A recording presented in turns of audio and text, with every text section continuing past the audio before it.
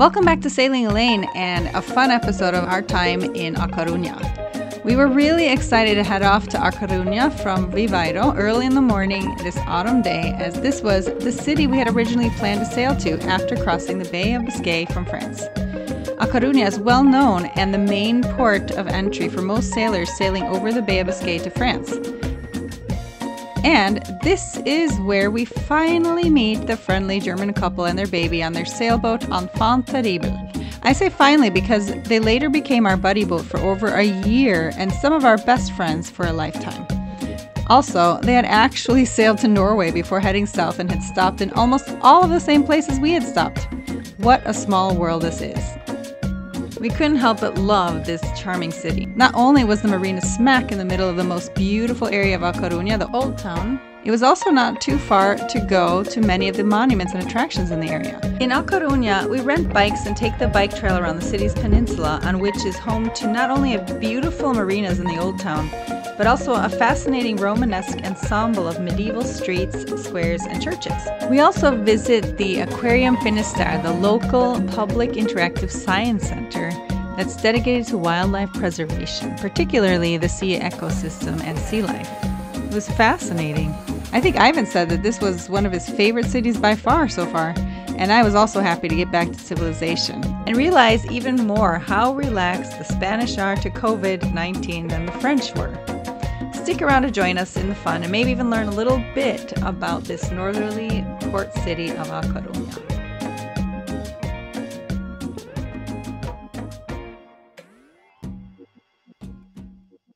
When we wake,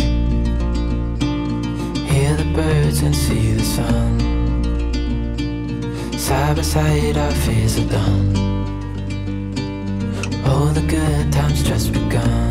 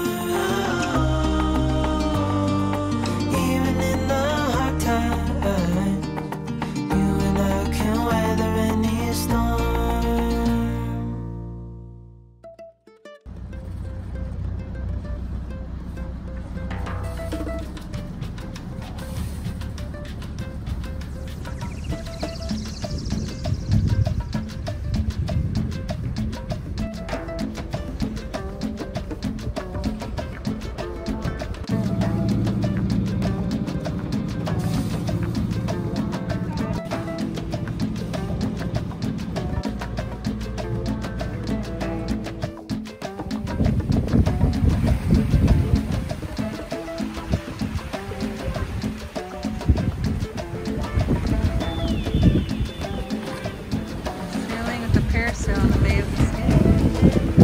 Not bad.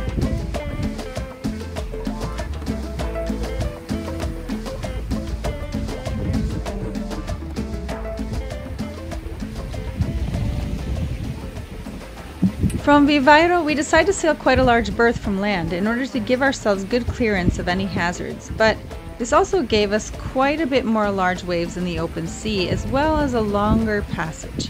However, we made it fine into the harbor despite the sun going down on us upon arrival, something we try to avoid as much as possible.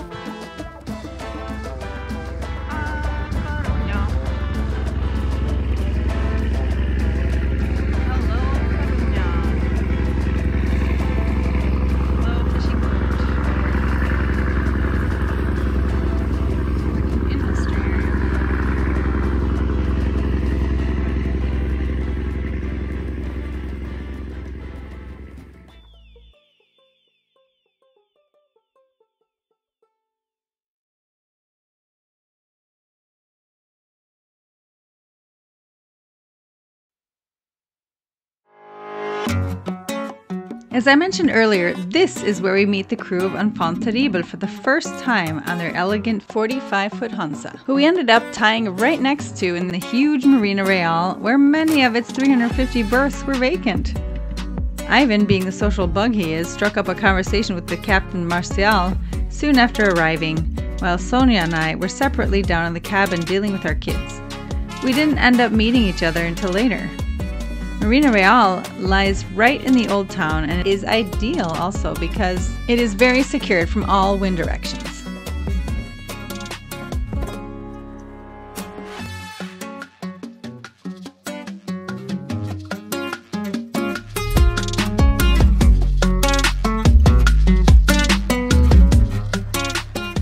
Here's a quick sneak peek of what we discover on our first day on land in A Coruna. What a vibrant and picturesque city.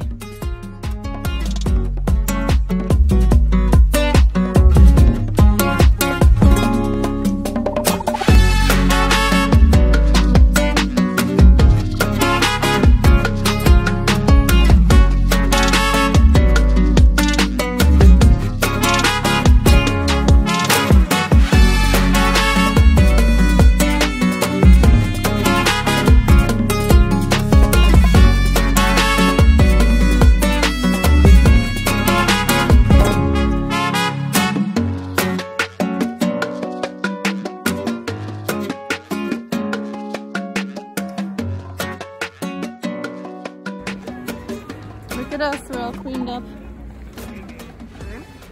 I put on earrings, I even put on lipstick, but then we have to wear these masks. So that doesn't help. But we're in Coruña. La Coruna. La Coruña.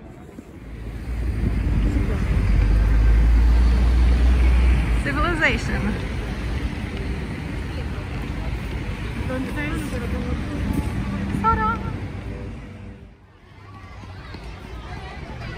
It is crawling with kids and people here. They're getting picked up from school, it looks like. Mange barn had. Lots of kids and people everywhere. Crazy kids everywhere. Huh? Oh, I can't eat that then. We're eating scones. And we're being very disobedient by not putting our masks on. Uh-oh, Papa, you need to get your mask on before they talk to you. There you go.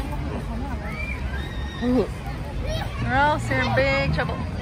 It's a pretty park though, but lots of Corona in Butcher.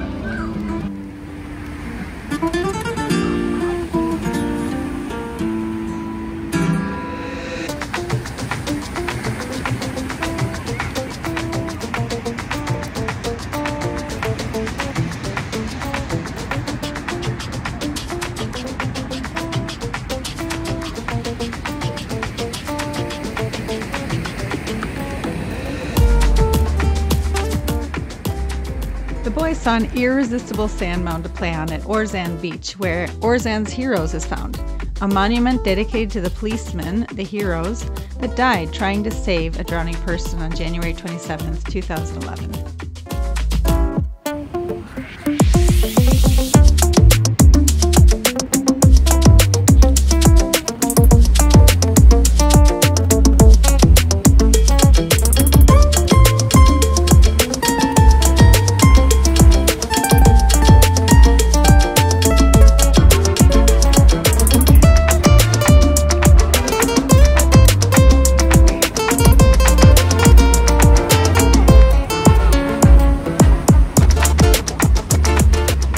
And this is Puente de los Surfistas.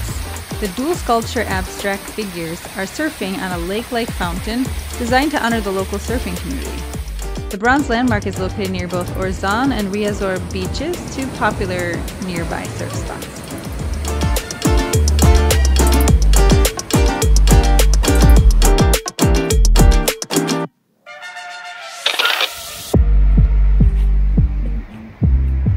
Where did the tower go? The clouds just came just now. You could just see it and now you can't. That fog came really fast in here. Was that not in a boat or something? Where's the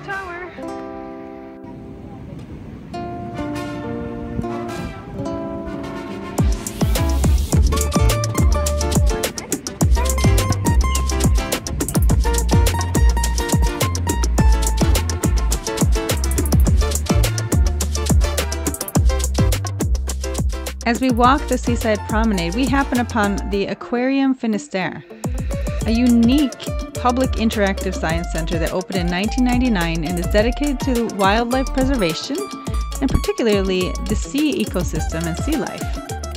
They house more than 300 marine species and 4 exhibition halls. We had to check it out.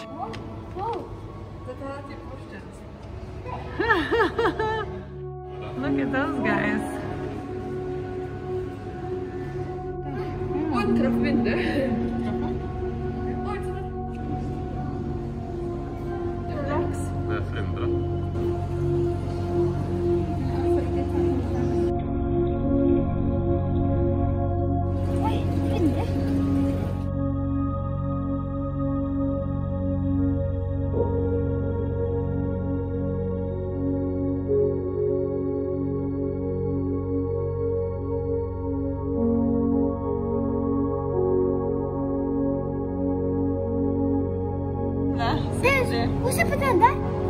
Look at his weird mouth. They are they're hiding.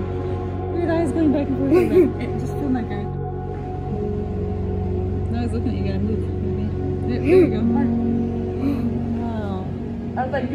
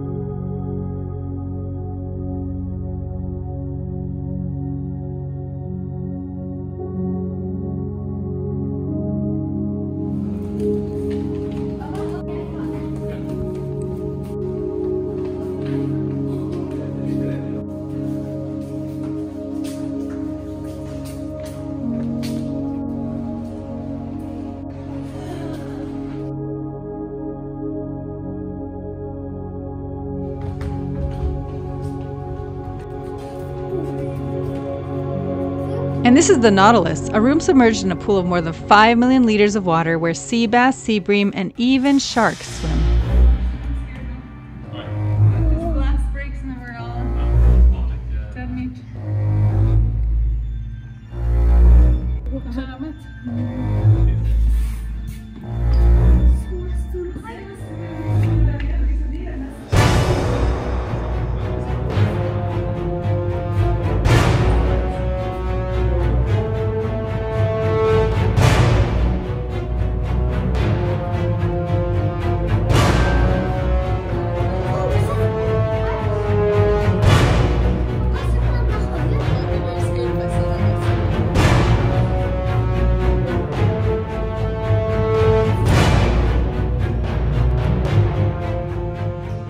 It got so scary, we decided it was time to go outside to the outdoor pool to see the fun, silly seals who were about to get fed lunch.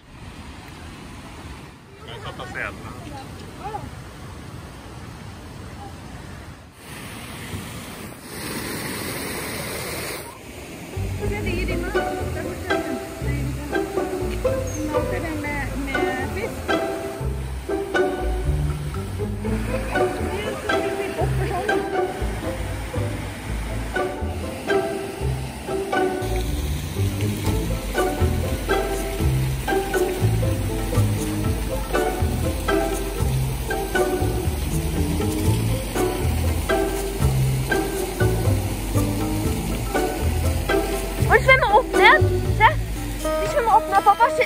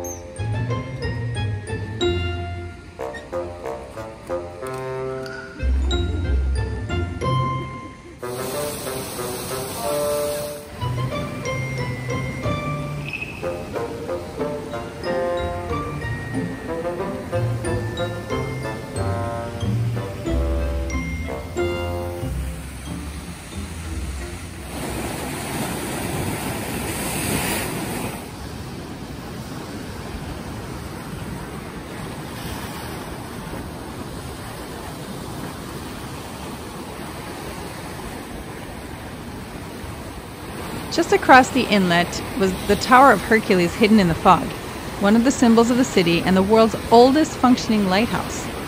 But we'd have to come back the next day since it was already starting to get late.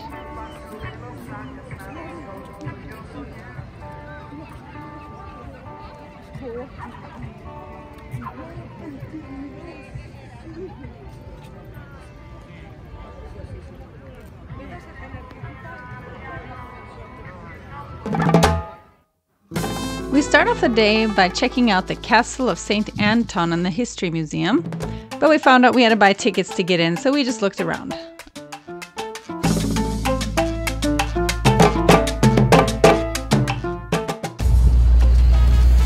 are on our way to rent some bikes to take around the town. I just had a major fall. I was walking and looking at something else and I tripped over this big rock and fell straight forward right on the ground. It was the first fall I've had in many, many years. It's funny. But it's beautiful in Coruña today. We're excited.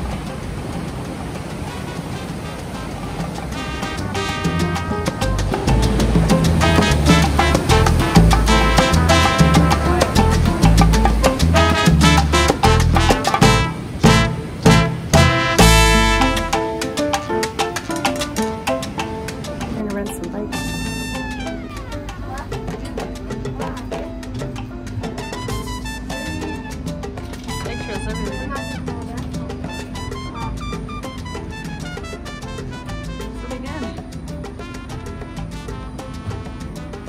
We biked to the Tower of Hercules on the seafront promenade that is Europe's longest, a whopping 12 kilometers or 7 miles.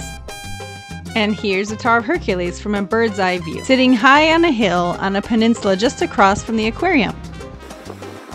As I mentioned before, it's the world's oldest functioning lighthouse. This lighthouse is a UNESCO-listed ancient Roman lighthouse dating from the late 1st century AD. It might not look so high, but it's built on a 57-meter high rock, about 180 feet, overlooking the Atlantic Ocean, which makes it Spain's second tallest lighthouse. And as a rule, it's never easy getting my boys to pose, including Ivan, so I thought I'd show you the process.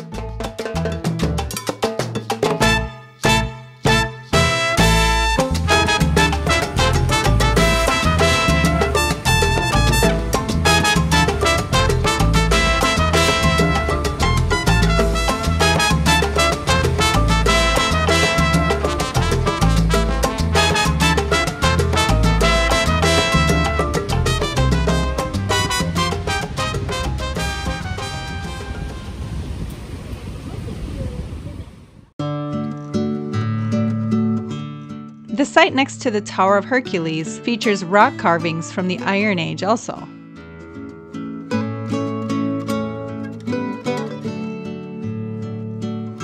The Maritime Tower Control Center of A Coruna stands directly over a very long wave breaker pier that offers protection from weather from the Bay of Biscay to its many berths. It's also become a very attractive place to both work out and hang out, even for the birds apparently.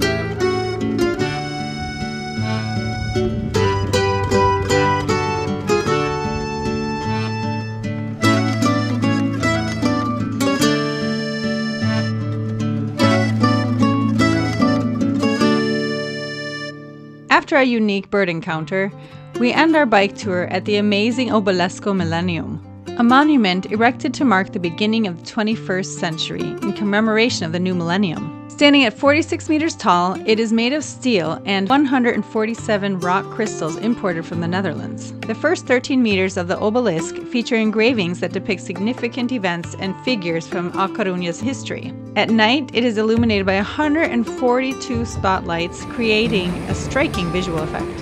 And that marks the end of our time in lovely A Coruna. This is a place we will surely miss.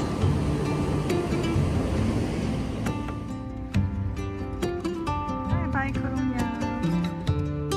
Gorgeous morning to start.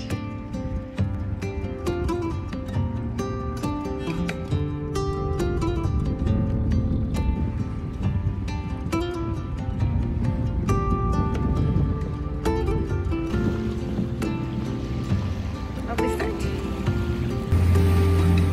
There's the Tower of Hercules that we rode our bike by. Over here is where those stones are. Axel thinks he might have gotten a fish. We are sailing on the northern, northwestern coast of Spain. And look at this weather.